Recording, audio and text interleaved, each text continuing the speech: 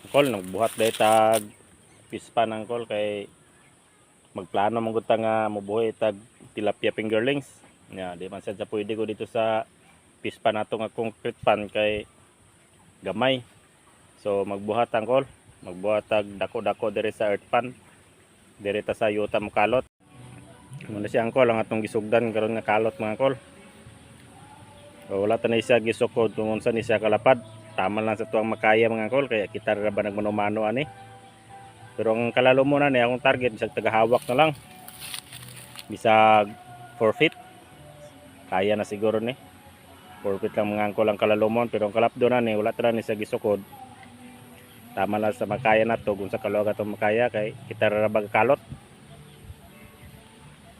Mo ni siya angkol hinahinayan na ni siya angkol kay di ta man gud ni siya mabigla kay dako-dako man gud nga trabahoon. Nga wa man butay tao dan nga patrabawan kay wala putay kasol. So kita lang kol ato lang ni hinahinayan ah. So mo ni siya angkol. Sa next video ako lang i-update sa inyo kung saan na pod kalalo mo ni atong nakalot.